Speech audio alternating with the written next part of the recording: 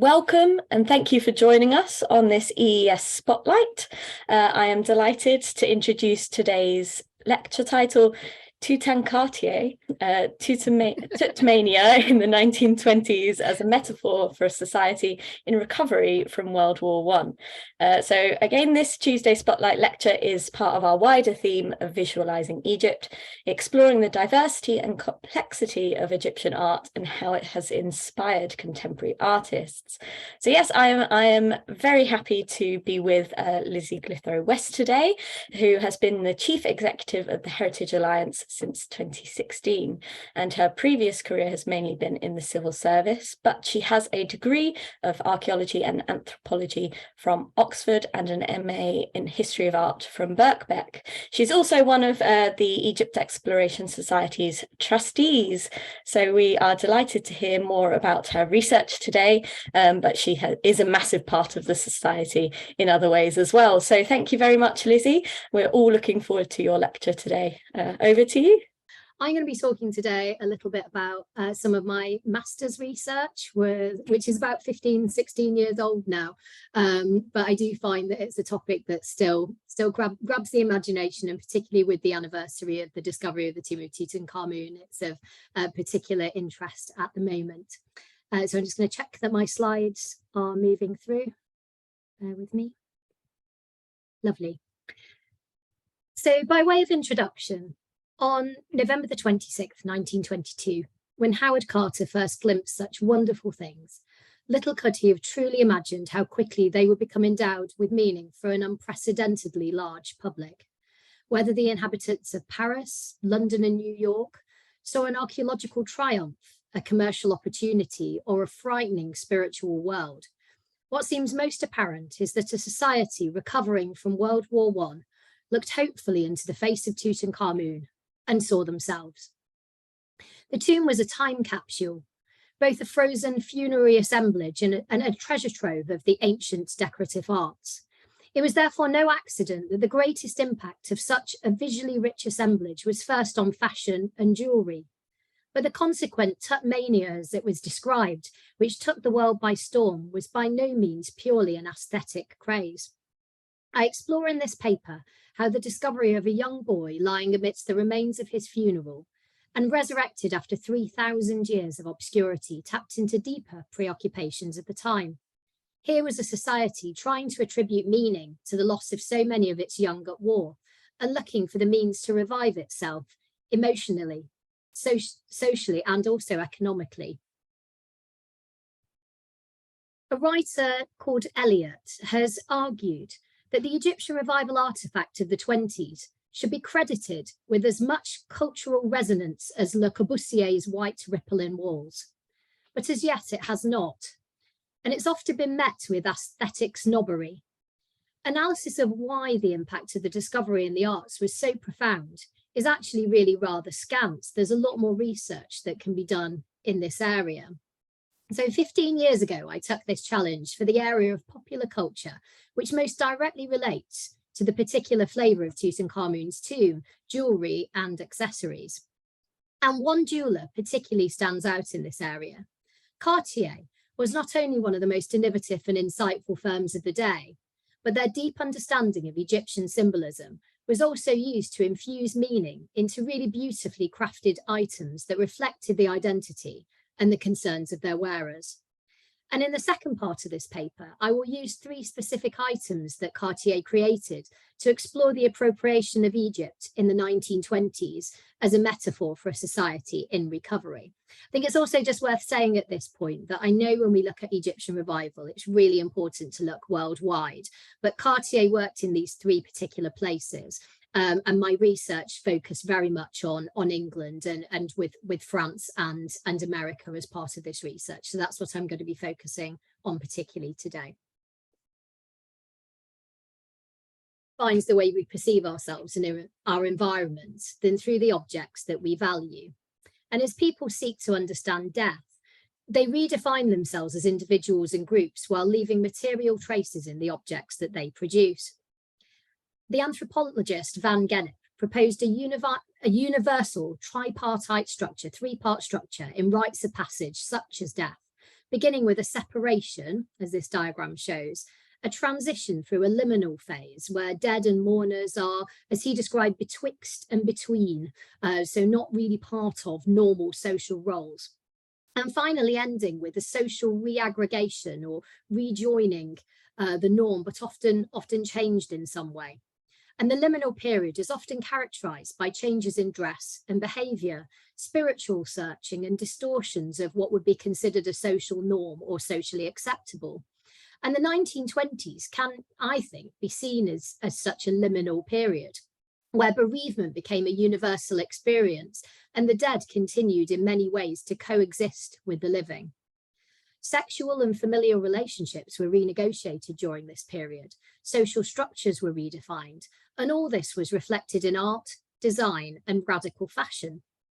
The cinema and the dance hall as mass activities were born, servicing a need for escapism, and mass-produced goods seduced and distracted consumers, perhaps from some of the normality or the pain of ordinary life during that period.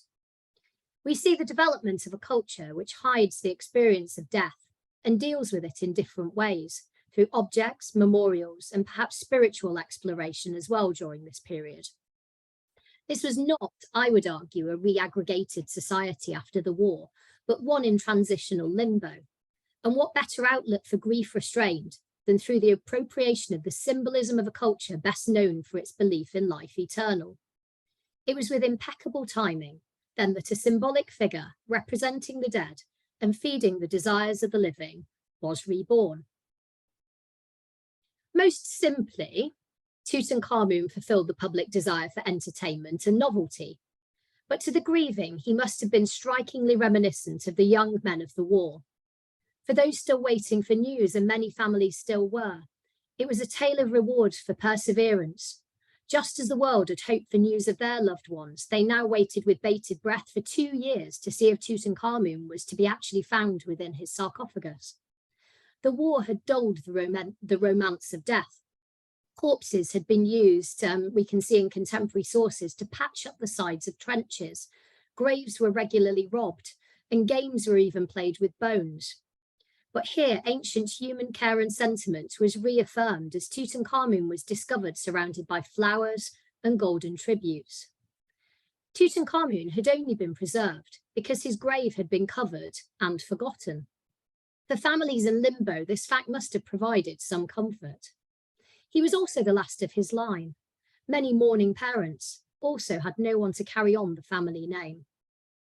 The figure of Tutankhamun, or Tut, as he became affectionately named at the time, became a global inheritance, a universal child, and just as cenotaphs had provided a channel for grief, I think Tutankhamun allowed society to meditate on a safe personification of death and, importantly, rebirth, to which they could relate. The clearly understood the layers of symbolism. A headline in the New York Times observed that the objects reminded one of casualties being brought out from the trenches. You can see this front page of the Illustrated London News. The image on it is just really, I think, really emotive, and very much looks like war dead on a stretcher. And this is an idea at that point of what it might have looked like for Tutankhamun to be carried out of his tomb. But however, when people looked at Tutankhamun, I'd say that they not only saw their dead, they saw themselves. Tutankhamun was sold as a 1920s man, a man of fashion, both a loving husband and enjoyer of life, someone who was buried with the paraphernalia of fashion and jewelry and design. And Tutankhamun's wife also perhaps embodied for the modern widow the spirit of feminine strength. And Ankhesenamun did not despair. She set out to find a new husband and to continue her dynasty. Soon Tutankhamun as a commodity took form. The discovery had something for everyone, and now it could be owned and translated into popular culture and design in different ways. The Pope at the time, Pope Pius XII, insightfully commented, "It is not an exhumation, it is a resurrection." As we know, an interest in Egyptian revival design was not new. In post-war Paris, previous interest in Orientalism was declared taboo. But ancient Egypt was different. Instead of barbarism, it represented the origin of order and civilization in their view. In January 1919, the Egyptian galleries in the Louvre reopened with a lot of interest. And Bizier observed that many of today's painters have entered it with a new heart, with a desire to meet some of the great works there, and with the secret hope of finding in them a lesson and a justification. Designers still created Egypt in their own image, but in this acceptable form of Orientalism. They not only produce manifestations of luxury and fantasy, but also stability and eternity. When Tutankhamun hit the headlines, therefore, the explosion of interest coincided with the crest of a pre-existing taste for Egyptian things, or things Egyptian. Many of the pieces that Carter uncovered struck him as extraordinarily modern looking. That's a quote from Howard Carter, because there was already a craze. In the absence of accurate information about Tutankhamun, designers also just constructed their own, based on what they could see in the world around them or in the museums that they could visit. The New York Times observed in February the 8th, 1923, that museums were crowded with designers. Carter's descriptions of artifacts almost read like a fashion magazine, and these items could easily be adopted and adapted for the modern day. Don't worry if you can't see this one too clearly. This was a diagram that I produced as part of my master's research. And as I mapped different parts of Egyptomania over the period, I could see that Tut-mania appeared to have progressed in 3 overlapping waves. And this is what I tried to capture on this simple diagram. So firstly, we saw a wave of interest through dress and popular entertainment. And then this moved through to jewelry and the decorative arts, and finally later through architecture. And within each of these categories, the expressions seemed to follow a general trend of development from very specific images. Now, some of these would have been copies of things from the tomb, very specific Egyptian images that were appropriated and copied and put into new form. But then slowly through the decade, through to the use of symbols and designs, and then culminating in abstractions and the use of particular colours. And during 1923, the first wave of interest was at its most direct and explicit. So that's exactly 100 years ago from now. Vogue was absolutely capturing and was splashed across with Egyptian revival fashions. People danced the Tutankhamun rag during this period, and it was seriously proposed that an underground extension should be called Tutenkhamun. Ushabti dolls jostled for space in the high street with replica tomb ornaments and furniture that could be bought for your home. The initial impact was the most explosive, as I mentioned, in fashion. So from February to August 1923, and I've spent some very happy hours in the British Museum with the Vogue archives in there. And we see during that period that Egypt dominated the pages of Vogue. Now, there were other fashion magazines at the time. There would have been other ones in Paris, and there was a Vogue in New York. My analysis was mainly in British Vogue. But you could see that in every edition, there were Egyptian themes. People could buy, as advertised, a Tutankhamun hat, a mummy wrap, the Luxora frock, a Tutankhamun overblouse, and they could wear sandals and buy them inspired by those in the tomb. And the continued fad for bobbed hair was also attributed to Egypt. And the obsession was satirized. It was so profound and so well spread in the caricatures of the time, particularly Punch and La Vie Parisienne. So the diagram you can see here at the top is a satirical sketch from 1923 from La Vie Parisienne about all the different appropriations and styles going on in fashion at the time. However, archival research in Vogue also reveals that by late 1923, the fad had begun to burn out in those kind of high fashion publications. And although the Egyptian revival continued through abstract patterns, colours and shapes, it wasn't so explicit in what people chose to wear. It also, however, continued, though, in the 1920s view of what beauty was, the slender woman, through makeup and, as I mentioned, through hairstyles. Next, though, in late December 1923, Vogue announced the renaissance of pharaonic furniture. And some collected Napoleonic originals that could still be purchased from 100 years before. And everywhere, faithful replicas of thrones and couches from the tomb appeared, and were even bought, interestingly, by the Carnarvon family. Carlton Ware and Wedgwood produced revival ceramics, and Tiffany adapted Egyptian motifs to dressing table sets. And then, as dress had previously, the decorative arts gradually began to shed specific motifs in favour of Egyptian-inspired forms and colours.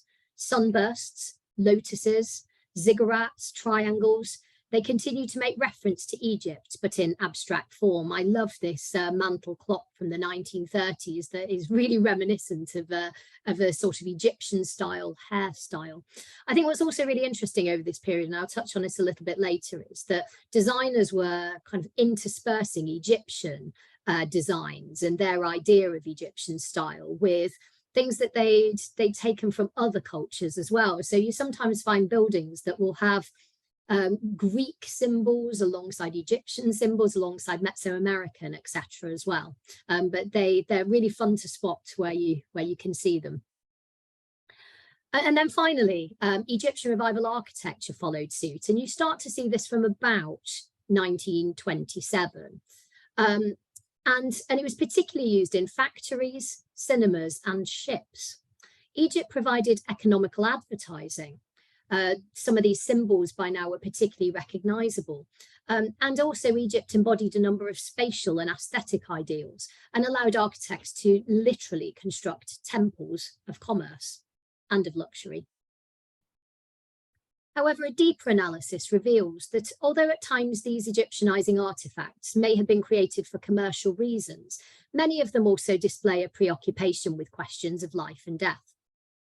As I'm now going to explore in more detail through the lens of Cartier, Tutankhamun as a personification of rebirth is most vividly expressed when it's mapped onto the objects that people chose as their closest identifiers and most highly prized possessions, their jewellery. Edward VII described Cartier as the jeweller of kings as well as the king of jewellers, and they represented both tradition and luxury, but also creativity and innovation. They shaped the tastes of a society that followed their fashionable lead. The writer Bonanno describes the 20s as the great epoch of the master jeweller, and Cartier's work, I think, particularly under the creative leadership of Louis Cartier, provides a perfect meshing of the artistic spirit of the times with the obsession with Egypt. In this, Cartier was unique for a number of reasons. Firstly, Louis Cartier had his finger on the pulse of fashion and was extremely intuitive of society's desires. Secondly, Cartier designs were interesting and truly original. And finally, Cartier's designers were grounded in a coherent philosophy on the interplay between taste, object, and meaning. And the three brothers who formed the firm at that particular point between New York, Paris, and London were collectors themselves of Egyptian antiquities and had studied them in depth. Rival styles, their objects, I believe, were really rooted in the knowledge of Egyptian culture and belief. Young designers were personally tutored by the Cartier brothers in their large libraries of design books and collections of antiques. Louis Cartier constantly encouraged his draftsmen to wander through Paris to note down details of architecture.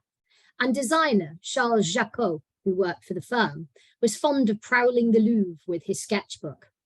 Cartier strove to transform and somehow refract, this is a quote, historical material through the prism of their own outlook. This is, as you can see, some of the lotus designs from Owen Jones's Grammar of Ornament, which would have been available to designers at this particular point. And in fact, interestingly, you'll see later, some of these were explicitly used in some of the Cartier designs. Main types of Cartier's Egyptian creations that I've observed through my research, and in three manifestations. So jewellery, accessories, and clocks. And the first type was the longest lived, from 1913 to the 1930s, and was constructed from entirely modern materials. But there's a really interesting second group, which dates specifically from 1923, a group of productions from Cartier that combined Egyptian themes and motifs with real, authentic, ancient artifacts acquired from Parisian dealers. And I think these pieces are really important. As researchers Silva and Diaz have suggested, these exotic and sometimes bizarre inventions were much more than mere personal adornment, because they encapsulated a part of the culture that inspired them, and with all its symbolic and talismanic qualities, so an element of sort of magic and meaning beyond the aesthetic there. Louis Cartier also believed that he was doing something new for the objects themselves, literally providing a resurrection in their reuse. It's therefore no surprise that some of Cartier's regular clients were also collectors who understood his genius. These, I think, in Art Deco jewellery, not found anything quite like this, and for this reason they stand apart from the range of other themed items in competition. Louis Cartier understood society, understood and knew Egypt, and was willing to experiment, and that made his firm such an enlightening case study. So 23, we're going to look at some very specific items here, and they're just fascinating, stunning, and interesting in equal measure. So in 1923, Cartier London began to produce a series of winged scarab brooches, such as these from 1924 and 1925. These either contained an ancient scarab, as you can see in the bottom example there, with modern jewelled wings, or a modern scarab, as you can see at the top, set in ancient blue faience wings. And Cartier was able to contrast the opacity of some of these materials with the glitter. Had been really popular in jewellery since the mid-19th century, a new theme. And Cartier had been producing variations on the theme since 1852. The rootedness of the ancient elements combined with a familiar motif must have appealed to an English audience who were somewhat nervous of what they described as the hard chic of French decorative jewellery. Carnarvon himself had said in 1921 that when beauty and historic interest are blended in a single object, the interest and the delight of possession are more than doubled. Cartier also seemed to have strongly believed in this philosophy. Scarabs were common protective amulets in Egypt. They represented the god Khepri, the self-created god and guarantor of resurrection and immortality. As the heart was central to eternal life, in most New Kingdom burials, it's protected by a winged scarab on the wrappings of the chest. In the 18th century, there'd been a number of significant jewellery groupings, jewellery cachets found. And the symbolism of certain motifs and colours was very much already in the vocabulary of designers. The Jeweller's Circular, which is a magazine back in the 1920s that I've done some research into, caused lively debate in its writing over the use of certain symbols. So it's interesting because this was a trade read. This was produced for jewellers and was very much looking at the sorts of themes and symbols that they might want to choose in their own designs. And one article from the Jeweller's Circular says, some declare that the open winged scarab represents death, but its Egyptian name means creator, never death. Some say the jeweller should refrain from using this scarab form. The writer differs totally from this view and would recommend its use even as a signifying a sombre fact that we must all face. I think this is a really enlightening contemporary source because it highlights the crux of my argument here that people sometimes chose to wear the scarab because they wanted to remember their dead. They understood the symbolism. In resurrecting these ancient scarabs from the tombs of the dead, Cartier, I believe, tapped into their sublime beauty to give them new meaning and purpose in resurrecting the hearts of the women that they now adorned. So you can hear my cat meowing. She's got her claw caught as she's trying to clamber up. Excuse me. The vanity case. Beyond the individual, Cartier's work is also enlightening about the rebirth of society as a whole, and in particular, the reinvigoration of gender roles during the 1920s and after the war. So changing fashions such as short hair, bare arms, more revealing clothing gave jewellery new freedoms, and women became bolder in their tastes and more mobile in their leisure pursuits, and also could wear different sorts of jewellery. The industry was reinvigorated. The scarab jewellery became a metaphor for its own craft. Jewellery was in many ways reborn. And a radical change affecting the jeweller was the increased adoption during this period of makeup and smoking in women. Cosmetics became a flourishing business, and both henna and kohl were significantly readopted during this time. Ancient cosmetics connected with the mortician's art of beautifying corpses are paradoxically translated into an emblem of new life for the 1920s woman. And the portable vanity case, or nécessaire, in Paris became a symbol of the age, and Cartier's Egyptian interpretations of the genre brought with them a host of fascinating references around death and rebirth. And here are 3 examples from the period. You can see actually on a couple of these the incorporation of some of those original and ancient artifacts, and while others adopted more just symbolism with more traditional jewelry techniques and some of those materials. In 1923, this is one of my favorite examples. Cartier's Parisian-based Lefebvre designed a vanity case in the form of a sarcophagus. It was purchased by a Mrs. George Blumenthal, a leader of New York fashion. The piece was layered with complex symbolism around youth and beauty, femininity, and eternal life.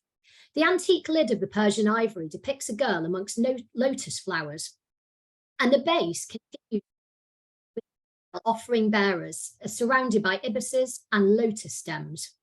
The sides are equally bursting with resurrection symbolism, coloured lotus flowers, daisies, and grapes. And you can see here actually that these are very much based on some of Owen Jones's designs that I showed earlier from that source book. And Cartier's use of colour here, I think, also betrays a deep understanding of the magical significance of colour in ancient Egypt. Osiris, the god of the dead, was usually depicted with green flesh, as shown here on the sphinx-like Tutankhamun on the base of the sarcophagus. This image shows the base, sketches from the base of the designs at the time as well, to the left. So the vanity case, as an emblem of social renewal, gives a number of really interesting contrasting ideas about the emancipation of women. The Cartier sarcophagus provided a reminder that feminine adornment was rooted in antiquity. Cosmetic boxes like Cartier's were discovered in the tomb, similar shapes. Cleopatra and Nefertiti, the ancient paradigms of mystery and beauty, advertised female products during this period. And now every woman could attract men as Cleopatra had ensnared Antony and survive like Nefertiti. The vanity case translated the woman into commodity. Luxury firms such as Cartier played a significant role in the rebirth of Paris and its economy. And Art Deco specialist Tag Gromberg argues that the female body was transformed into a spectacle of luxury, which itself represented the feminized city of Paris that it decorated and adorned over this period. A new freedom, there was also a debate in France about a woman's proper role, and coupled with social policy that linked motherhood to national security, given the amount of men who had died in the previous period. Perhaps here the art of Tutankhamun's reign gave another very different parallel, that of the beautiful yet dutiful wife and mother. The obvious flip side of liberating feminine adornment is the possession implied by expensive jewellery. The bejewelled woman became the decoration of the male and the showcase of his wealth and power. Finally, we're going to take a look at the Temple Gate clock and think about time and eternity as a theme. So in 1927, the famous horologist Maurice Coué created a clock for Cartier Paris in the form of an Egyptian temple gate. It represents a really sophisticated incarnation of a set of really subtle ideas about eternity. Eliot, who writes about ancient Egypt and its appropriation in the modern day, has identified 5 key attributes of 1920s Egyptian revival objects, and all of these are evident in this sophisticated clock. Framing devices, the piling up of artifact and motif, a richness of iconography and materials, a developing narrative, and an overlaid sense of the past and the present. So looking in depth at this clock a little bit, the lintel of the clock depicts a stylized version of Mut, who shielded her devotees from famine and pestilence. This placement, not used in Egyptian pylons, must have therefore been intentional. The clock face is framed with coral papyrus stems, which represent time past. The gold and the radium hands of the clock take the form of an open lotus flower and a closed lotus bud representing time present and the time to come. In ancient Egypt, coral was believed to have protective properties, and gold was the flesh of the gods. Lapis lazuli signified joy and delight, and the protective night sky. Finally, above the plinth is a frieze, appropriately depicting a pharaoh making an offering to the river of life. On the back of the case, a concealed panel drops on an invisible hinge, revealing a winding mechanism behind. Christie's described this design as reminiscent of the secret openings in Egyptian tombs. The clock, therefore, I think becomes a paradigm for the entire age, for Cartier, for its American owners, and for the future of the West. Time was essential to Cartier. Louis, in particular, had a talent for predicting social changes, which ensured the success of Cartier over this period. Roulet suggests that the people of the 1920s were obsessed with the passing of time. Time had been necessary to recover from the war, time to bury, time to heal, and time to recover. The Janus head of the West looked back into the origins of civilization for a sense of rootedness during rebuilding, and to pre-war days for memories of those who had died, and it looked ahead to the hope of a prosperous future. Countries began to look into their own past for future inspiration. The general strike of 1926 in England may have hinted at that impending end to frivolity. Society must have wondered what was next and have longed for protection and a promise of stability. The clock also suggested future possibilities for Americans, such as the Blumenthals. These families needed to create both an inheritance and an image for their families in a way old moneyed families from, say, England did not. What better symbolism for rootedness than Egypt? They just needed time. Symbolic language of Egypt was, I would say, fully comprehensible to a knowing audience. And the overt Egyptian references in the clock represented one of the very last of its kind. Cartier had already begun to produce really sophisticated pieces based on Egyptian colour combinations and shapes rather than images like these particular ones on the screen. His cigarette cases, produced from 1930, for example, in combinations of lapis lazuli, turquoise and gold, were striking and modern. But they could still subtly symbolise divinity, luxury and delight. The clock also draws really interesting parallels with the last medium of Egyptian revival in the 1920s and into the beginning of the 1930s, architecture. The message of Egypt became longevity and static self-assurance. Wallace's much mourned temple-like Firestone factory in West London echoes the clock's symbolism. 7. The preoccupations of society appear different than they had been in 1922. And whilst people could not have fully recovered from the war, they perhaps became more distanced from it. Artistic symbolism referenced resurrection without the morbid associations of the grave. Whether this signified society in a recovery or one plunging further into denial is difficult to conclude. However, Egypt as a motif of eternity continues today.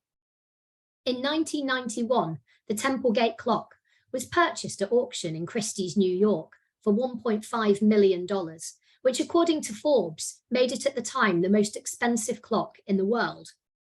In Ulysses, published in 1922, Joyce imagines a graveyard fitted with recording machines so that the bereaved might be able to hear the voices of their loved ones.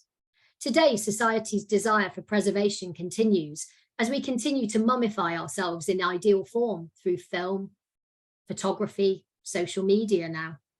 An interest in Tutankhamun also resurges with every major exhibition, and each time we seem to create new modern personalities for him and represent him in the arts through the lens of our own preoccupations. The Egyptian revival is far from a passing fad or a purely aesthetic trend. It is a recurring theme in the history of taste, and the insight it reveals into any period that felt its deep resonance is an essential and still much overlooked area of art history. More needs to be done. Well, I should be saying thank you, Lizzie, for such an insightful lecture. Really learned so much about Egyptian revival there, not only the specific case study of Cartier and his real deep understanding of Egyptian symbology, and also, yeah, that the dual meaning of wearing this jewelry for the individual, not just for personal adornment, as you mentioned, that link back to people remembering the dead, but also the overall insight into the three different stages of Egyptian revival. I found that very interesting. I didn't know quite the real change and development through the different materials of dress, jewelry, and architecture. So thank you so much. A very insightful talk for Egyptian revival, for those of us who don't know too much about it. So thank you very much. You're welcome. So thank you all so much for coming today, and we'll hopefully see you at another EES event soon. So thank you, everyone. Brilliant. Thanks, Charlotte. Bye.